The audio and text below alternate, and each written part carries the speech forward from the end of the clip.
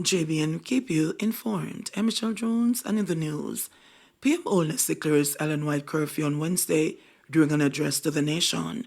Please remember to subscribe, like, share, leave us a comment, and click the notification bell to receive our daily news items. Prime Minister Andrew Holness has declared the entire island a disaster area for the next 7 days as Jamaica braces for Hurricane Beryl. An island-wide curfew will be in effect between 6 a.m. and 6 p.m. Wednesday. My fellow Jamaicans, here and overseas, Hurricane Beryl maintains its path to impact Jamaica early tomorrow morning. In an emergency meeting of CARICOM heads this morning, we were briefed on the destructive impact of the hurricane on our Eastern Caribbean sister islands.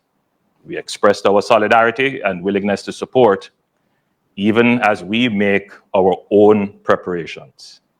Jamaica must take this hurricane seriously. Early this morning, the Cabinet reviewed our plans to manage the threat of the hurricane, and a caucus of Parliament was also briefed on our state of readiness and the provisions for emergency response. In this special allocation of $5 million per constituency to assist with emergency cases for food and bill CDF. After careful review of the trajectory of the storm, the likely strength and impact, the potential threats emanating, and having been notified in writing by the Minister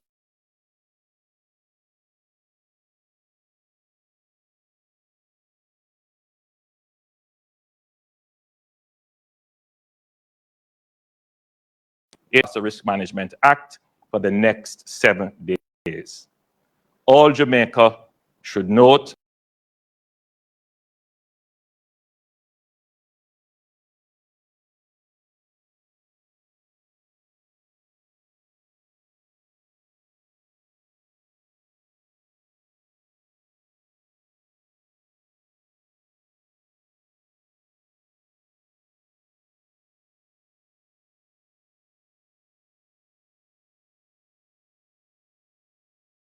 criminal activity. An evacuation order on the direction of authorized officers is also in effect for flood-prone and landslide-prone areas, areas at or below sea level, and areas at or close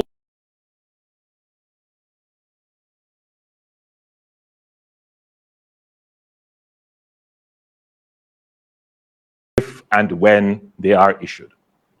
However, even without the issuance of notice, if you live in a low-lying area and an area is historically prone to flooding and landslide, or if you live on the banks of a river or a gully, I implore you to evacuate to a shelter or to safer ground.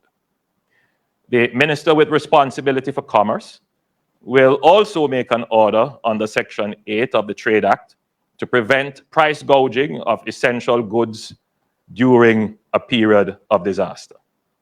The Minister of Transport has also made arrangements with the operators of the east-west and north-south toll highways to give free access to the toll road between the hours of 6 p.m. and midnight today, July 2nd, 2024.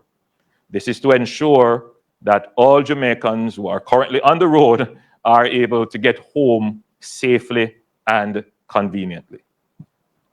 The details of the various orders will be gazetted, published in our media, and posted on various government websites. The situation, as you can imagine, is dynamic, and the government continues to monitor developments and will provide regular updates. The entire government and all relevant personnel are in a state of readiness to manage the disaster. ODPEM is leading the National Disaster Response. The National Emergency Operations Center, the NEOC, has been activated, and all relevant agencies are on high alert. Now, as we brace for the potential impacts of Hurricane Beryl, we also need our Jamaican household, our Jamaican family, you, to be prepared. It is imperative that we remain calm. Now, it's not a time for panic. Now, here are some very important steps that each of us should take to ensure our safety and the safety of our loved ones. First thing, stay informed. Regularly check reliable sources of information, getting your updates on the progress of the hurricane. Tune into your local news stations, listen to the radio, and follow official social media channels such as the Jamaica Information Service for the latest information. The Met Service and the Office of Disaster Preparedness and Emergency Management will provide timely updates.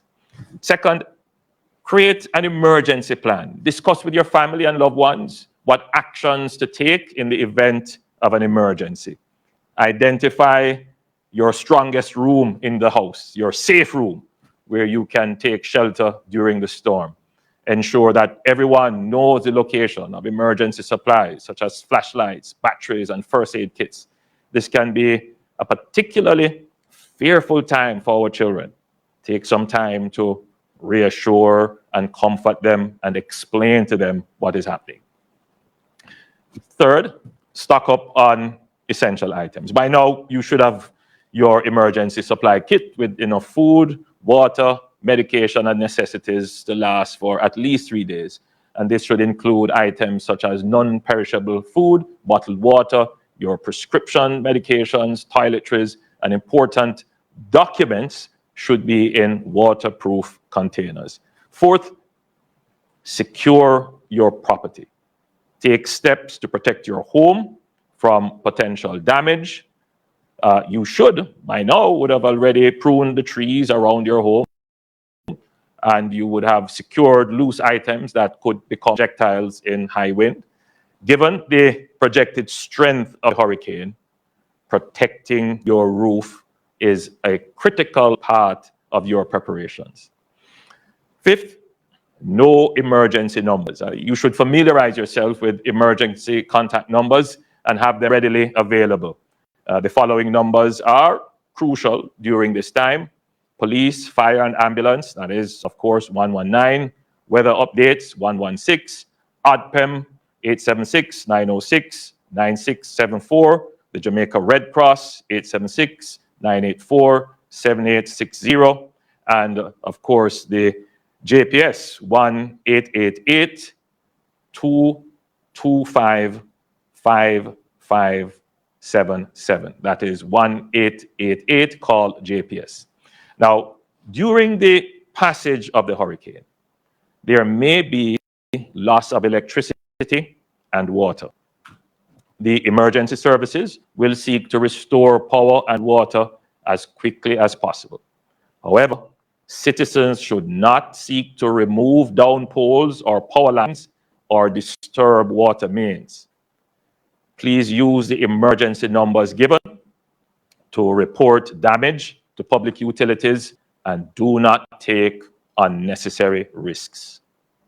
Additionally, the JCF and the JDF will be fully mobilized to maintain public order and assist with disaster relief as soon as the hurricane has passed. The security forces have developed strategic plans to counter any potential threat of looting or any other opportunistic crimes during this period. Hurricane Beryl is the earliest Category 5 hurricane on record.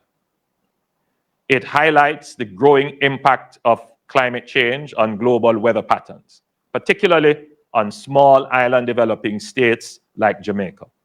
While our carbon emissions are minuscule, our region bears the brunt of the impacts of climate change. The hurricane further highlights the urgent need for global climate action and targeted support to enhance resilience against the escalating dangers of climate change. Your government understands that we live in a time of overlapping crises and unpredictable external shocks not of our making. This means that as a government, as a people, we must be resilient. We must build the capacity to absorb shocks and recover quickly.